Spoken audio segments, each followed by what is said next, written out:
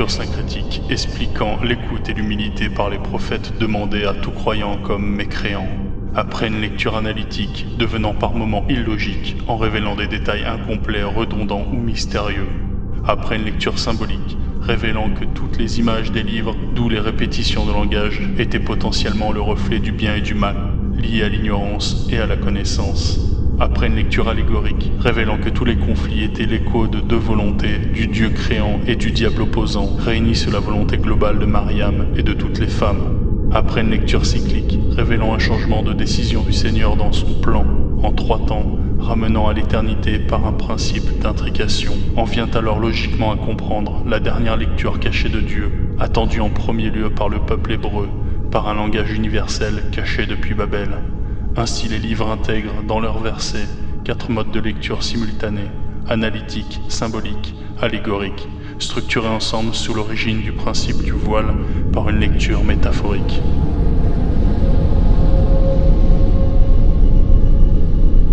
Alors cachant son savoir depuis la destruction de la tour, au cœur même des religions et des mythes de tous les âges, le maître du temps dispersa dans une confusion sans égale les hommes les laissant attendre du matin jusqu'au soir. Il voila, non sans raison, la source même de son langage, dans des contes, anecdotes et adages, des traditions talmudiques et sunnites, des pensées liturgiques. Il inspira non sans raison des ressources à sa compréhension, des innovations et réflexions, d'une 5e lecture théorique, passant par les révélations du Zohar, l'ensemble de la Kabbale et de l'arbre séphirotique.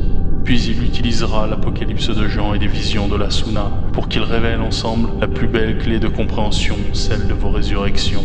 Les 3 livres sont la racine d'un Dieu tout-puissant qui s'exprime à travers 4 lectures, mais l'origine métaphorique de leur source donne au langage analytique de nombreuses anomalies, détails illogiques ou incompris. Une fois découvert le rôle du plan et de chaque peuple et religion, il est permis de comprendre pourquoi Dieu a caché dans la Torah une part de son savoir partagé dans un dessin ludique et explicite qu'il appellera la Ménorah, résurgence de la flamme d'autrefois. Car au commencement, Dieu ne crée nullement la lumière ni l'univers, ni les principes interstellaires, mais uniquement les cieux et la terre. Cet illogisme explique, alors dès le premier temps, l'origine des cercles concentriques, formant l'œil du Seigneur volant.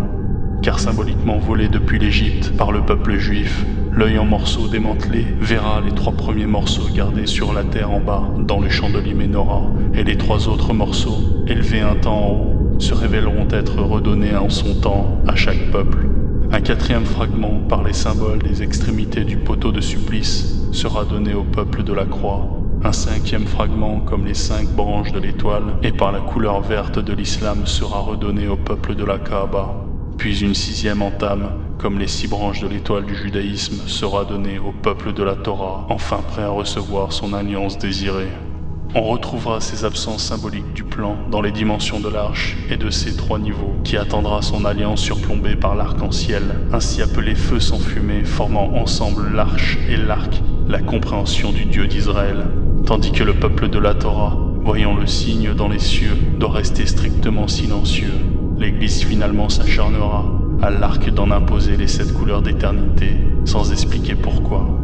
Ainsi les 7 flammes de la Ménorah se voient en réalité attribuées d'est vers l'ouest les 7 couleurs. Les 3 premiers jours à l'ouest forment le premier temps de la création, prendront le rouge, l'orange et le jaune, les 3 couleurs du haut de la flamme dont le Satan en son temps enfuit les enfers d'éternité.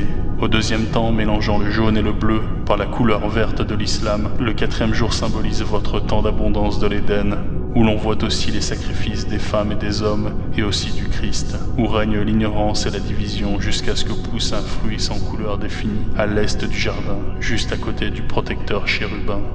Au 3e temps, à l'est, symbolise alors votre avenir et tous ceux qui doivent venir.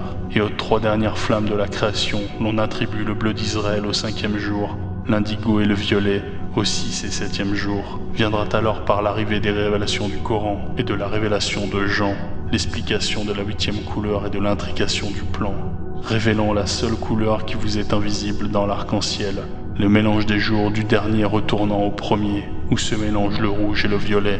Se changent alors au-dessus des eaux du 4e jour, le pourpre du vin, traduit en grec par l'oiseau phénix, s'élevant tel un ange au temps du Christ.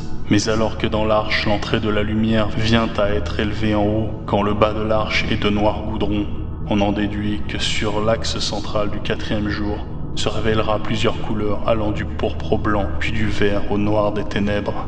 Mais l'on donne aussi à certains des couleurs des jours et des temps, commençant par l'obscur démon, par le rouge Satan de l'Édom, aux côtés du roux orange poilu de l'Essav gourmand, suivi du maître verdoyant de l'islam et du bleu du messager d'Israël, de l'enfant indigo ressuscitant par le pourpre de l'Église, au-dessus de la blancheur d'un Dieu éternel. Mais par la lecture maléfique, remarquant l'importance du borgne lié au savoir dans les mythologies d'Égypte et nordique, avec le faucon pèlerin et le seigneur Odin, qui l'œil s'arracha, le peuple de la Kaaba par la Sunna rappelle cet attribut du mal par le seigneur Dajjal, car la lecture métaphorique ayant pour principe de voir pour atteindre le savoir rend indispensable le sacrifice de son propre œil, amenant pour principe l'occultation des détails perspectifs. Ainsi, sans compréhension des reliefs et des dimensions, que peut comprendre celui qui voit que d'un œil? L'homme est tout aussi enfant que géant, le rocher est tout aussi montagne que pierre, le fleuve est tout aussi lac que rivière, le feu est tout aussi flamme que l'enfer, la bête est tout aussi serpent que dragon, l'arbre est tout aussi forêt que buisson, et moissonné, il est tout aussi poteau que bâton. À noter que métaphoriquement et grâce à ce détail perspectif, l'océan peut s'enflammer ou le buisson devenir ardent, tout comme l'arbre peut donner l'impression de pousser sur l'océan ou qu'un homme se voit marcher sur l'eau agitée. Pour parfaire l'origine de son langage et son développement, il imagina alors 3 expressions possibles de cette métaphore, et chaque religion révélée possède alors son propre savoir et sa propre mission, quand aucun n'a pu alors seul avoir du plan la compréhension. La Torah par l'exode du peuple élu expose un point de vue sur le monde dans l'horizontalité d'une terre plate devenue. La Bible, par la création inspirée du Fils unique et de l'homme premier, expose une existence sur la verticalité, revivant comme les prophètes les épreuves différemment. Finalement, le Coran, par le savoir du dernier prophète, donnant les détails de la résurrection indispensables à la compréhension de la Torah et de l'Évangile, amène alors par le cercle la réunion des 2 droites, verticale et horizontale. Mais quoi de plus ludique venant du Créateur d'imaginer simplement par une représentation des couleurs et nuances sur une croix au-dessus des cercles, tel un trait épais encerclant le point, pouvoir intégrer toute la complexité de votre histoire et tous les symboles depuis des millénaires dans une métaphore des cieux et de la terre. Et alors que vous croyez encore vivre au-delà de la création, le calendrier hébraïque vous indique pourtant que 1 jour vaut 1000 ans et que cela s'applique à la lecture métaphorique. Au 3e jour, au temps de la séparation de la terre et des eaux, disparut l'île à l'ouest dans l'océan. Au 4e jour commença l'amalgame des religions par les symboles des astres stellaires, lunaires et solaires.